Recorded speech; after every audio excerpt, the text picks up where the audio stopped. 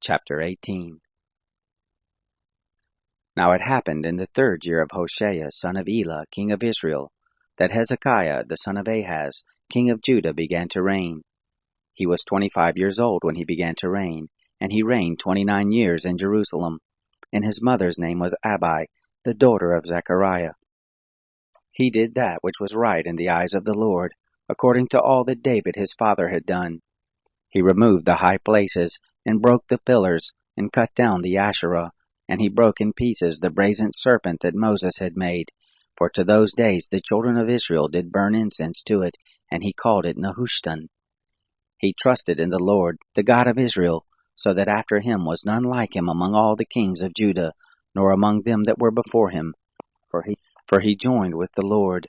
He didn't depart from following him, but kept his commandments, which the Lord commanded Moses. The Lord was with him.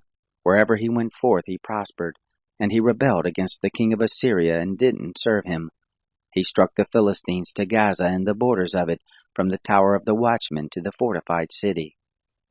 It happened in the 4th year of King Hezekiah, which was the 7th year of Hoshea son of Elah, king of Israel, that Shalmaneser, king of Assyria, came up against Samaria and besieged it. At the end of 3 years they took it, and in the 6th year of Hezekiah, which was the 9th year of Hoshea, king of Israel, Samaria was taken. The king of Assyria carried Israel away to Assyria, and put them in Hala, and on the Habor, the river of Gozan, and in the cities of the Medes, because they didn't obey the voice of the Lord their God, but transgressed his covenant, even all that Moses the servant of the Lord commanded, and would not hear it nor do it. Now in the 14th year of King Hezekiah did Sennacherib, king of Assyria, come up against all the fortified cities of Judah, and took them. Hezekiah, king of Judah, sent to the king of Assyria to Lachish, saying, I have offended. Return from me. That which you put on me I will bear. The king of Assyria appointed to Hezekiah, king of Judah, 300 talents of silver, and 30 talents of gold. Hezekiah gave him all the silver that was found in the house of the Lord, and in the treasures of the king's house. At that time Hezekiah cut off the gold from the doors of the temple of the Lord, and from the pillars which Hezekiah king of Judah had overlaid, and he gave it to the king of Assyria. The king of Assyria sent Tartan, and Rapsaris, and Rabshakeh from Lachish to King Hezekiah, with a great army to Jerusalem. They went up and came to Jerusalem. When they were come up, they came and stood by the conduit of the upper pool, which is in the highway of the fuller's field. When they had called to the king, there came out to them Eliakim the son of Hilkiah, who was over the household, and Shebna the scribe, and Joah the son of Asaph the recorder. Rabshakeh said to them, Say now to Hezekiah, Thus says the great king, the king of Assyria, What confidence is this in which you trust?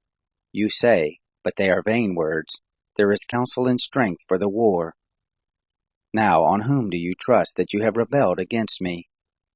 Now behold, you trust on the staff of this bruised reed, even on Egypt, whereon if a man lean, it will go through his hand and pierce it. So is Pharaoh king of Egypt to all who trust in him. But if you tell me, We trust in the Lord our God, isn't that he whose high places and whose altars Hezekiah has taken away, and has said to Judah and to Jerusalem, You shall worship before this altar in Jerusalem?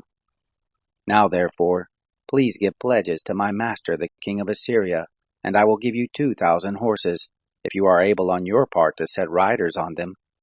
How then can you turn away the face of one captain of the least of my master's servants, and put your trust on Egypt for chariots and for horsemen?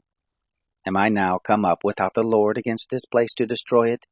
The Lord said to me, Go up against this land and destroy it.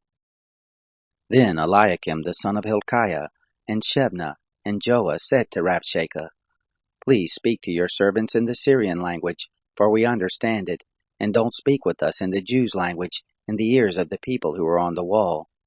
But Rabshakeh said to them, Has my master sent me to your master and to you to speak these words? Hasn't he sent me to the men who sit on the wall, who eat their own dung, and drink their own water with you?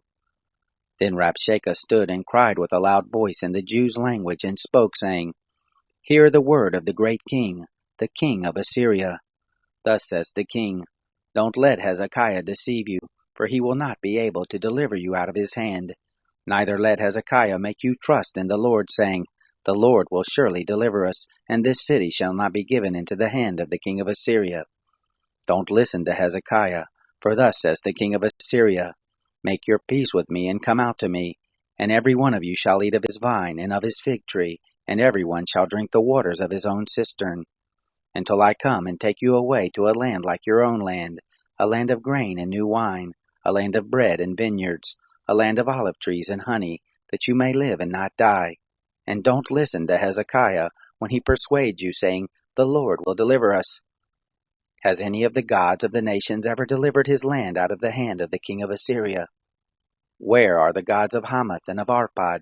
Where are the gods of Sepharvaim, of Hena and Ivah? Have they delivered Samaria out of my hand? Who are they among all the gods of the countries that had delivered their country out of my hand, that the Lord should deliver Jerusalem out of my hand?